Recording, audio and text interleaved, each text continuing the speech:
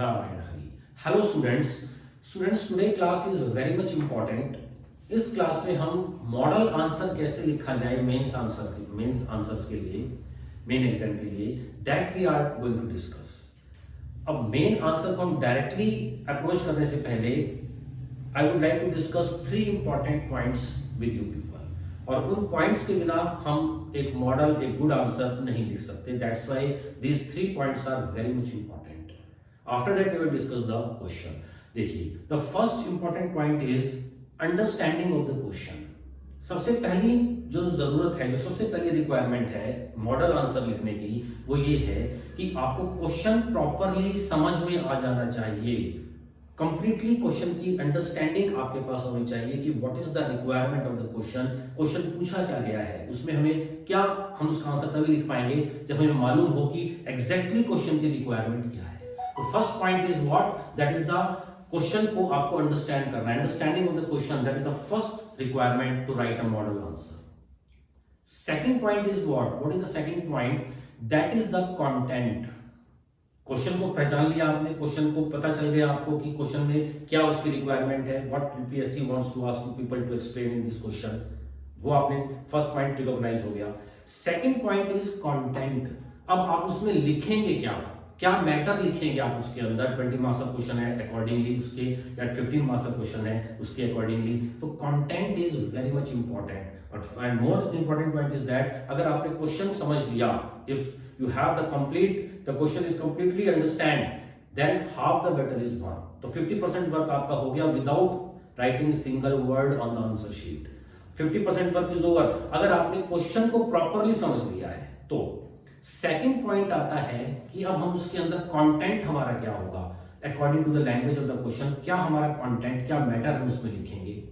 और उसके बाद जो तीसरी इंपॉर्टेंट पॉइंट आती है, जो तीसरा इंपॉर्टेंट पॉइंट है वो ये है कि प्रेजेंटेशन। हमारा प्रेजेंटेशन कैसा होगा, जो माइंड में हमारे कंटेंट्स हैं, जो पॉइंट्स हैं, हम उनको आंसर शीट पर कैसे रिफ्लेक्ट करें, कैसे उनको आंसर शीट के ऊपर लिख दें, and that is presentation. You can take the example, 2 students हैं मान लीजिए, उनके पास एक जैसा कंटेंट है। इट्स पॉसिबल कि एक जैसा कंटेंट उनके पास है, but one student getting more mark and other student is getting less mark. Why? Because of the way of the presentation. तो 3 इंपॉर्टेंट पॉइंट होंगे जो आपके आंसर को एक मॉडल आंसर बना देंगे, and you can get good marks, not only good marks but a good rank also. So what were that? The first is the understanding of the question, second is the content, आप उसमें लिखने क्या जा रहे हैं, and third is the presentation. Because there is lots of difference between the university exams for graduation और post graduation exam and the UPSC exams. उनकी दोनों की जो स्ट्रेटेजी है, दोनों बिल्कुल ही कंप्लीटली डिफरेंट होगी, क्योंकि दोनों की रिक्वायरमेंट्स भी डिफरेंट है। यूपीएससी में पहले हम यूनिवर्सिटी एग्जाम की बात कर लें, तो यूनिवर्सिटी में एग्जाम्स में के अंदर लैक्स ऑफ स्टूडेंट्स, ग्रेजुएट्स भी होते हैं, पोस्ट ग्रेजुएट्स भी होते हैं। तो वहां पर यूनिवर्सिटी का क्राइटेरिया क्या होता है? स्टूडेंट्स को पास करना। 33%, 35% मार्क्स उनके आ गए और वो हायर क्लासेस में चले गए, वो ग्रेजुएट हो गए या पोस्ट ग्रेजुएट हो गए, that is the criteria. That depend upon the universities also. कुछ यूनिवर्सिटीज अच्छी रैंक में है, कुछ दूसरी रैंक्स में है। तो लेकिन उनकी साइकोलॉजी क्या रहती है यूनिवर्सिटी की, स्टूडेंट्स को हमें पास करना है। That's why lakhs of students we are getting in different fields of graduates and post graduates. One point. Secondly, the requirement of the UPSC is completely different from the requirement of the university। तो UPSC की जो psychology या UPSC की जो tendency और जो strategy है वो फिल्ट्रेशन की है। वहां पर यूनिवर्सिटी में स्टूडेंट्स को पास करना है, जितने ज्यादा स्टूडेंट्स को पास कर दें। और आप लोगों ने देखा भी है, सबका एक्सपीरियंस भी है कि in the university and in the college most of the students they pass their exams, और बहुत कम स्टूडेंट्स हैं जो रीअपियर होते हैं। बट लेकिन जो स्ट्रेटेजी यूपीएससी की होगी वो कंप्लीटली अपोजिट है। Their strategy is to filter and then filter, और जो बच जाए वो select.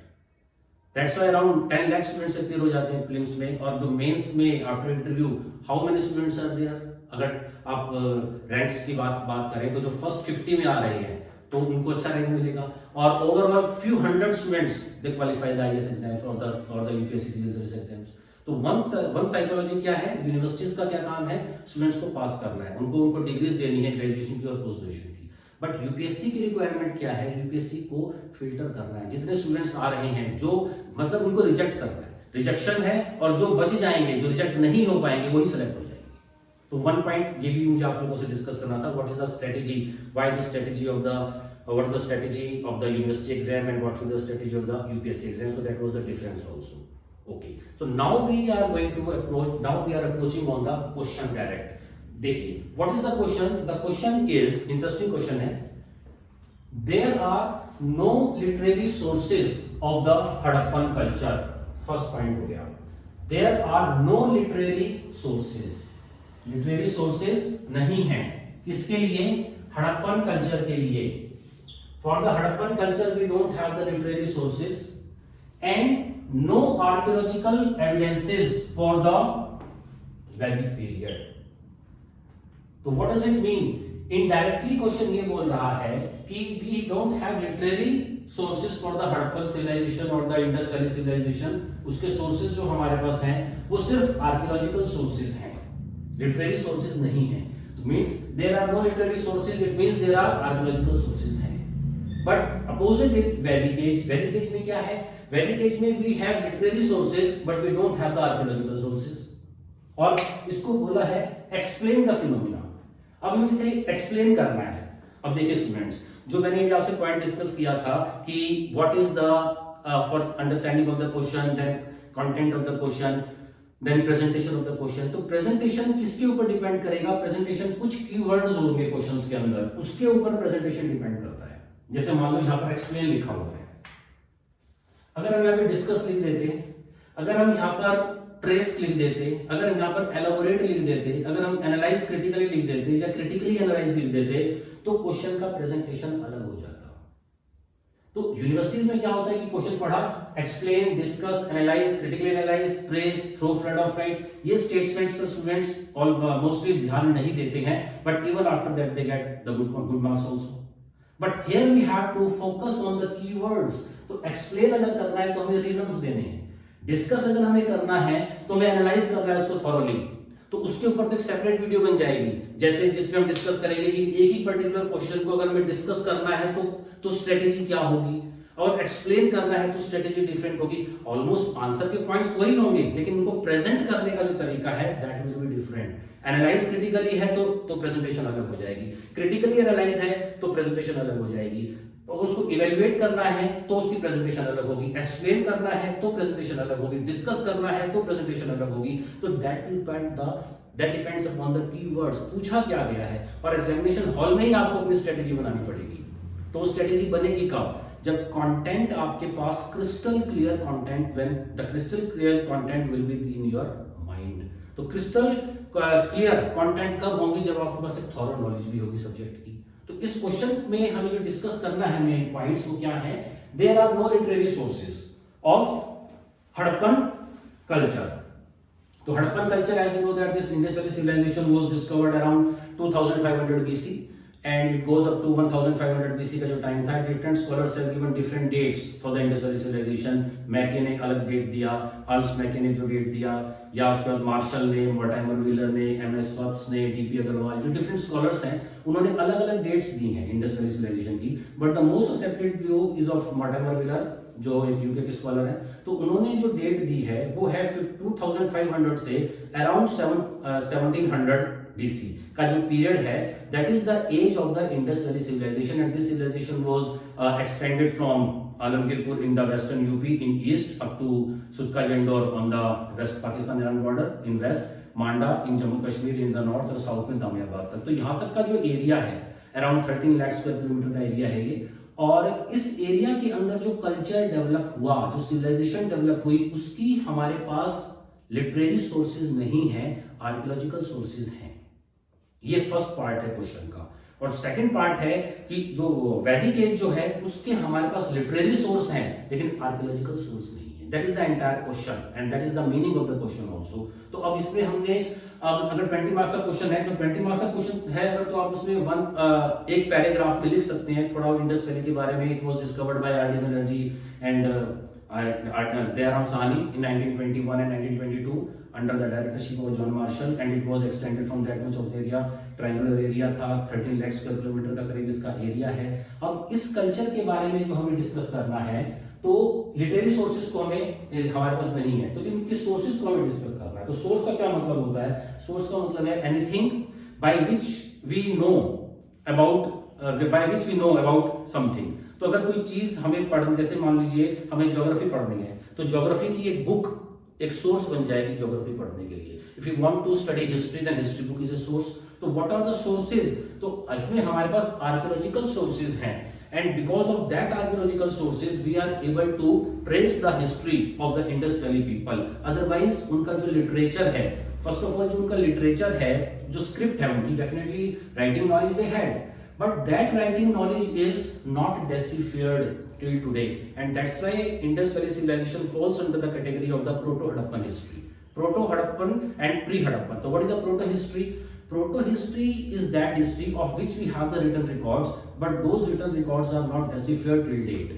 That is Proto-Harappa, Proto-history. And pre-history is that history of which we don't have the written records, and we can know the history of that particular period by going through the different tools and weapons used by those people. इसमें palaeolithic और Mesolithic as को ले सकते हैं। वहां पर हमारे पास writing skills नहीं है, लेकिन उनकी हिस्ट्री का हमें उनके टूल्स और उनके वेपन्स से पता चलता है। So that is the prehistory of which we don't have the written material, but we know the history of that particular time by going through the by their art and by their tools and by their weapons.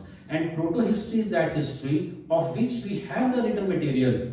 Script है, लिखा हुआ है, लेकिन वो हम पढ़ नहीं पाए हैं। तो Indus valley falls under the category of proto history, and that's why यहां पर लिखा है कि नो लिटरेरी सोर्सेज। अदरवाइज जो उनकी स्क्रिप्ट है वो लिखी हुई है। स्क्रिप्ट जो है उन्होंने उनके जो सील्स के ऊपर लिखी हुई थी, उनकी पोट्री के ऊपर लिखी हुई थी, और इस स्क्रिप्ट को डेसिफर करने के लिए scholars day and night they are working very hard. Yes, you can take the example of Asko Parpola, जिनके पास करीब 40 इयर्स का एक्सपीरियंस है। हेलसिंकी के वो प्रोफेसर है, professor of Indology in the Helsinki in Finland, Europe के अंदर। और उन्होंने जो थीसिस लिखा, जो बुक लिखी है, वो है डेसिफरिंग द इंडस स्क्रिप्ट।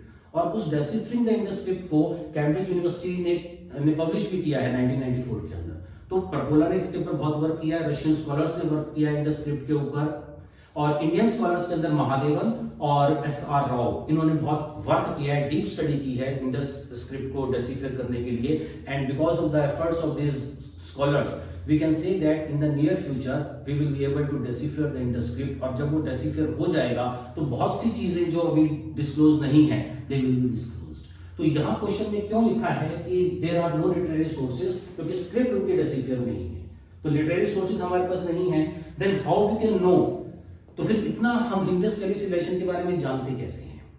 जब हमारे पास उनके कुछ लिटरेरी सोर्स नहीं है, तो हम उसके आर्कियोलॉजिकल रिमेन्स जो हैं, जो उसकी आर्कियोलॉजिकल रिमेन्स मिले हैं, उनसे हमें पता चलता है कि what type of life the Indus valley people used to live. उनकी सोसाइटी कैसी थी, उनकी पॉलिटी कैसी थी, उनकी इकोनॉमी कैसी थी, उनका रिलीजन कैसा था। तो ये सब चीजों का पता हमें कैसे चलता है? उनकी डिफरेंट साइट्स से। अब साइट्स कैसे? जैसे इंडिया, जैसे हड़प्पा, मोहनजोदाड़ो, कालीबंगन, धोलावीरा, चारूदारो, बनवाली, डिफरेंट साइट्स हैं। अब उन साइट्स को स्कॉलर्स ने, आर्कियोलॉजिस्ट ने डिस्कवर किया। जैसे आर डी बनर्जी ने डिस्कवर किया मोहनजोदाड़ो को 1922 में, 1921 में इन्होंने इसको डिस्कवर किया हड़प्पा को। तो अब इनको जो डिस्कवर हुआ, तो उसके बाद जो रिमेन्स बचे हैं, उन रिमेन्स को हमने स्टडी किया, और उन रिमेन्स को स्टडी करने के बारे में हमें उनके बारे में पता चलता है कि व्हाट वाज देयर लाइफ। तो साइट्स को का रिमेन्स हमारे पास है एक सोर्स के रूप में। देन उनके स्टैचूज हैं, डिफरेंट स्टैचूज हैं, जैसे डांसिंग गर्ल का स्टैचू मिला हमें हड़प्पा मोहनजोदाड़ो से, जो लॉस्ट फ्लैक्स टेक्निक का बना हुआ है। आज वो दिल्ली में नेशनल म्यूजियम में रखा हुआ है स्टैचू। उसके साथ साथ हमें एक प्रीस्ट स्टैचू भी मिला है, जिसको एल भाषा ने बोला कि उनका जो फेस है वो लगता है कि वो मंगोलियन ट्राइब से थे। तो इससे पता चलता है कि जो आर्यन, जो इंडस वैली पीपल थे, उनकी कौन कौन सी रेसेस थी। तो प्रोटोऑस्ट्रोलाइड थे, मंगोलॉइड थे, एल्पाइन थे, मेडिटेरेनियन थे। तो एल भाषा का बोलना है प्रीस्ट का जो स्टैचू मिला है, उससे उन्होंने गेस किया है कि वो मंगोलियन ट्राइब से बिलोंग करते थे। तो स्टैचूज मिले हैं हमें, पोट्रीज मिली हैं, फिर सील्स मिली हैं, बीड्स मिली हैं। बीड्स में जो जैसे माला जो पहनते हैं, तो उसके जो मोती होते हैं, मनके जो होते हैं, तो वो मिले हैं, तो उससे हमें उनके बारे में बहुत सी चीजों के बारे में पता चलता है कि उनकी लाइफ कैसी थी. So now how we can say that what was the society of the Indus valley people. So whatever the remains which we have discovered from the Indus Valley sites, just like Harappa और मोहनजोदाड़ो से अगर हमने उनके जो अवशेष मिले हैं, जो रिमेन्स मिले हैं, उन रिमेन्स को जब स्कॉलर्स ने स्टडी किया है तो दो चीजें सामने निकल कर आती हैं. जब हम उनकी सिटी को स्टडी करते हैं तो एक तो अपर एरिया होता था, that was known as the citadel, और एक लोअर एरिया होता था for the common people and citadel for the high class people. It means the society was divided into two parts because of the citadel. अब उनके जो ornaments थे वो gold silver के बने होते थे अपर क्लास के लिए, और मड के भी मिले हैं हमें, वो लोअर क्लास के लिए होते थे. तो society was divided between the two groups because of the citadel and because of the lower part of the city. So that's why we can say that the society was divided into two parts. अब उनकी polity कैसे, और ये सब हमें पता कैसे चल रहा है, लिटरेचर से पता नहीं चल रहा, हमें आर्कियोलॉजिकल रिमेन्स से पता चला है. एक सिटाडल था, वो उसकी बाउंड्री कवर होती थी, और ये सिटाडल हमें ऑलमोस्ट हर साइड में मिला है. तो इसका मतलब जो the people of upper state of the society used to live in the citadel. तो there was the upper state, it means there was high class people also. Besides this the lower town भी मिला है. तो lower town का मतलब lower people थे. तो society was divided into two parts, upper class and the lower class. और ये हमें लिटरेचर से पता नहीं चला, कहीं लिखा हुआ नहीं मिला हमें. ये हमने गेस किया है, ये हमने जो डिफरेंट स्कॉलर्स और आर्कियोलॉजिस्ट ने जो स्टडी की है उसमें, चाहे वो मार्शल हो, चाहे वो मोटेवर व्हीलर हो, चाहे वो वत्स हो, चाहे वो डीपी अग्रवाल हो, तो उन्होंने जो देखा उसको जो उन्होंने लिखा, तो उस रिमेन्स से हमें पता चलता है कि सोसाइटी कैसी थी. अब उनकी पॉलिटी को अगर हम डिस्कस करते हैं तो ये बोला जाता है कि इधर the Indus valley cities were ruled इधर बाय द प्रीस्ट और बाय द ट्रेडर्स. तो उनकी पॉलिटी जो थी वो सेंट्रलाइज्ड पॉलिटी हमें दिखाई देती है. जैसे सेंट्रलाइज्ड रूल हमने बाद में मौर्यस के जहां जाके हमने देखा कि देयर वाज सेंट्रलाइज्ड रूल. तो यहाँ पर जो रूल था वो सेंट्रलाइज्ड था. How we can say that they had a centralised rule, because जो उनकी जो बिल्डिंग स्ट्रक्चर्स हैं, जो हाउस के जो स्ट्रक्चर्स हैं, that was almost same from east to west and north to south. उनका एक स्ट्रक्चर मिल रहा है हमको. कैसा स्ट्रक्चर था कि there was a courtyard and courtyard was surrounded by different rooms. फिर उसके बाद कॉर्नर में किचन बना होता था. In almost every house there were the wells also. जो स्टेयर्स होते थे वो नीचे से हॉलो नहीं होते थे. आज के टाइम पे जो स्टेयर्स हैं वो नीचे से हॉलो होते हैं, और उसके नीचे कुछ लोग उसको यूटिलाइज भी करते हैं स्टोर टाइप बनाकर. लेकिन उस टाइम के जो स्टेयर्स थे वो नीचे से सॉलिड होते थे, उसके बीच में स्पेस नहीं होती थी. तो ये सिमेट्री अगर हमें मिल रही है east to west and north to south उनके हाउसेस के अंदर, it means centralised rule was somewhere. जो ब्रिक्स का साइज है वो ऑलमोस्ट 14 सेंटीमीटर बाय 7.3.5 है. मतलब लेंथ कितनी है, उससे हाफ उसकी ब्रेड्थ है और उससे हाफ उसकी हाइट है. तो ये centralised rule L shaped bricks जो थी वो यूज करते थे कॉर्नर्स के ऊपर. उसके बाद इससे हमें क्या पता चल रहा है, पता चलता है कि उनका क्वालिटी कैसी थी और उनकी सोसाइटी कैसी थी. तो ये सब कहां से पता चला, ये सब हमें पता चला उनके आर्कियोलॉजिकल रिमेन्स से. दैट्स व्हाई क्वेश्चन में बोला गया है there are no literary source. तो जो अभी तक हमने डिस्कस किया इंडस वैली के बारे में, from where we have got it, from where we have found it, only from the archaeological remains and not from the literary sources. That's why it is written in the question there are no literary sources, and definitely there are no literary sources. अगर हम script की बात करते हैं तो script is not deciphered, तो no literary sources. उसके बाद हम डिस्कस करते हैं उनकी इकोनॉमी कैसी थी. तो इकोनॉमी जो थी हड़प्पन्स की, they were traders also and they were farmers also. Their most of the sites were located on the side of the Indus Valley and alluvial soil was there. Plenty of water was there. तो wheat barley was their staple crop था. उसके साथ साथ कुछ जगह से हमें लोथल रंगपुर से कुछ राइस हस्क्स भी मिले हैं. तो उनकी इकोनॉमी जो थी, एक तो वो ट्रेड करते थे. ट्रेड कैसे करते थे, बिकॉज ऑफ द सील्स हमें डिस्कवर हुई है and they used to trade with Mesopotamia. Particularly Mesopotamia और इंडस के बीच में दो ट्रेडिंग स्टेशंस मिले हैं. We have found two trading station between the Indus and the Mohenjodaro and this Indus and the Mesopotamia, Dilmun and Makran.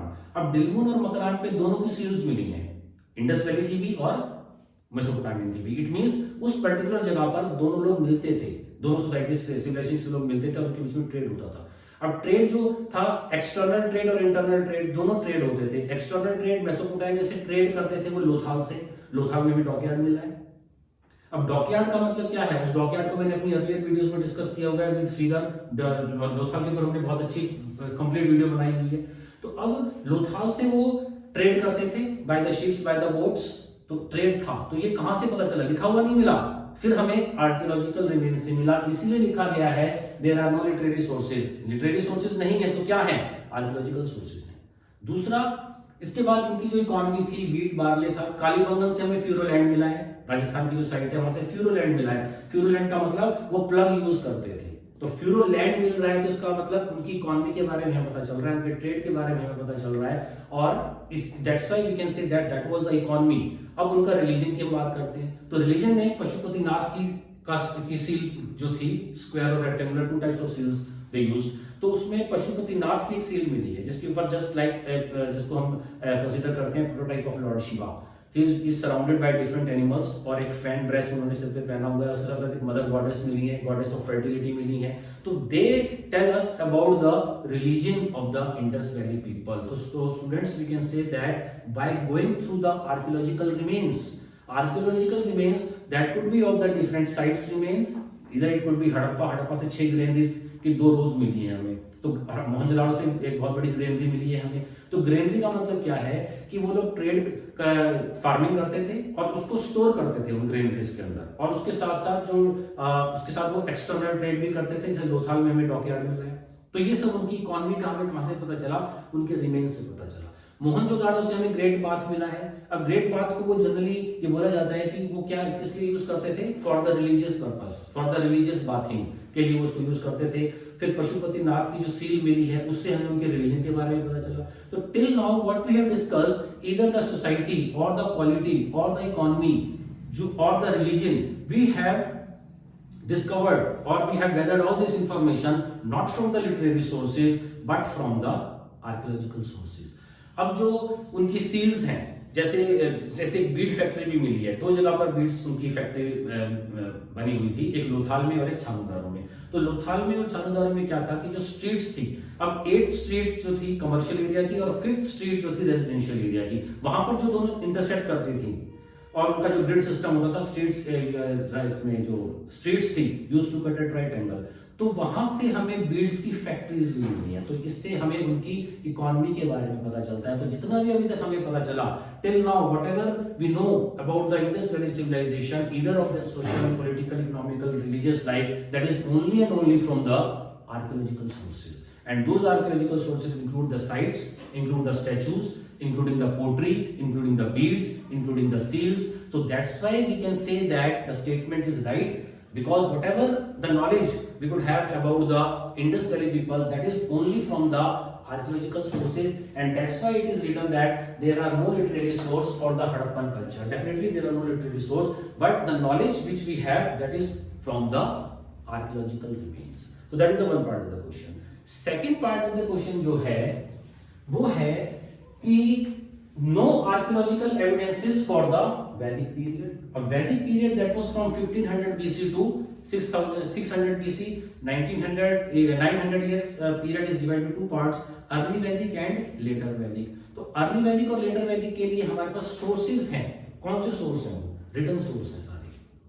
4 Vedas हैं, Rigveda, Samaveda, Yajurveda, Atharvaveda, their rechas. Then the crux of the Veds written in the Aranyaks, in the Brahmans. अब Brahmans का जो crux है, जो summarized form है, that is written in the Aranyaks and later in the Upanishads. तो जो भी हमें इसकी आर्यंस की सोसाइटी के बारे में पता चलता है, what was their social life, what was their political life, what was their economical life, what was their religious life, that all we get from the knowledge that is written in the Veds. Early Vedic age में लिखा है कि there was no caste system. ये नहीं लिखा कि no caste system, तो हम उसको एज्यूम कैसे कर सकते हैं, क्योंकि कास्ट सिस्टम का कंसेप्ट हमारे पास पुरुष सूक्ता थ्योरी में आ रहा है लेटर वैदिक एज में 1000 बीसी में, और उसमें लिखा है कि ब्रह्मा जी के मुख से, हाथों से, पेट से और पैरों से ब्राह्मण, क्षत्रिय, वैश्य का जन्म हुआ। तो और वो उनका जन्म जो हुआ और अकॉर्डिंगली वो अपना वर्क करने लगे। तो कास्ट सिस्टम लेट आया। ये कहां से पता चला हमें? पुरुष सूक्ता थ्योरी से पता चला। जो लिखा हुआ है लिटरेचर है वो एज इट इज लिटरेचर नहीं है आज हमारे पास, लेकिन वो literature generation by generation continue. The rishis, the saints of the Vedic age used to give the knowledge orally from one generation to another generation. तो जो आज हमारे पास वेद्स हैं, जो म्यूजियम्स में रखे हुए हैं, वो वेद्स में जो नॉलेज है वो 1500 BC से जो नॉलेज है वो नॉलेज देते गए जनरेशन टू जनरेशन, और वो नॉलेज हमें रिटन फॉर्म में है हमारे पास। तो that is why what is written here, archaeological evidences नहीं है वैदिक पीरियड के हमारे पास। आर्कियोलॉजिकल नहीं है। अगर आर्कियोलॉजिकल एविडेंसेस नहीं है तो कौन से एविडेंसेस हैं? लिटरेरी एविडेंसेस हैं। और इंडस वैली में क्या था, इंडस वैली में सारे आर्कियोलॉजिकल एविडेंस थे, लिटरेरी एविडेंस एक भी नहीं था। जो है वो सील्स के ऊपर हो सकते हैं, लेकिन वो सील्स डेसिफियर नहीं है। तो that is why no literary source for Indus valley culture, but all sources are what, all sources are the archaeological sources. यहां पर क्या है, जो भी सोर्स हैं वो सारे लिखे हुए सोर्स हैं, चाहे वो वेद्स हो, ब्राह्मण्स हो, अर्नेट्स हो, उपनिषद्स हो, सूत्रा लिटरेचर हो, एपिक्स हो, या और डिफरेंट जो लिटरेचर है वो सब हमारे पास लिखा हुआ है, रिटन फॉर्म में है। और लेटर वैदिक एज में by time 1000 BC iron was also discovered. तो आर्यंस जो थे दे न्यू, और उसमें डिस्कस है भी लोहयस और कृष्णयस के बारे में आता है। और ये जो इनकी जो टूल्स हैं, वेपन्स हैं जो हमें, वो हमें अतरंजी खेड़ा, आलमगीरपुर इन एरिया से मिले भी हैं। बट उन आर्कियोलॉजिकल एविडेंसेस से हमें आर्यंस की सोसाइटी, पॉलिटी, इकोनॉमी और रिलीजन के बारे में कोई नॉलेज नहीं मिलती है। That is why all the knowledge, जैसे सोसाइटी है उनकी, बाद में हमने आर्यन सोसाइटी में देखा कि जॉइंट फैमिली सिस्टम था, विमेन की पोजीशन कैसी थी। अर्ली वैदिक एज में it was a good position, but in the later Vedic age the position of the women was not good. Then what happened in the later Vedic age, iron was discovered। Iron जब discover हुआ तो agriculture बढ़ने लगा, surplus production हुआ। Surplus production की वजह से farmers जो थे वो किंग को टैक्स देने लगे, और टैक्सेशन की वजह से किंग के पास स्टैंडिंग आर्मी आ गई। स्टैंडिंग आर्मी आने की वजह से उन्होंने वॉर्स ज्यादा शुरू कर दी। Initially there wars for the cows, but now the wars for the territories. और 16 महाजनपद बने, 16 महाजनपद से फिर 4 महाजनपद बने, और 4 में से एक मगध निकलकर इंपॉर्टेंट आया। तो all this we come to know from where, from the literature, and that is the Vedic literature. That's why the question is what? The question is there are no literary sources for the Harappan culture. Definitely no literary sources. Then उनकी society, polity, economy, religion हमें कहां से पता चला? हमें पता चला उनकी साइट्स से, जो साइट्स रिमेन्स में, स्टैच्यूज से पता चला, पोट्री से पता चला, बीट्स से पता चला, सील्स से पता चला, जो अभी हम डिस्कस कर चुके हैं। उसके बाद आर्यंस के लिए हमारे पास आर्कियोलॉजिकल सोर्स नहीं है। कुछ वेपन्स हैं, उनके टूल्स हैं, जो अतरंजी खेड़ा वाले एरिया जो है, वेस्टर्न यूपी का जो एरिया है, वहां से कुछ मिले हैं, but they are not much sufficient to tell about the society, polity, economy of the Aryan. वो हमें पता चलता है सिर्फ और सिर्फ वेद से, और लेटर वैदिक एज का जो लिटरेचर है उससे पता चलता है। तो दैट्स व्हाई यहां पर बोला गया है कि no archaeological evidence for the Vedic period.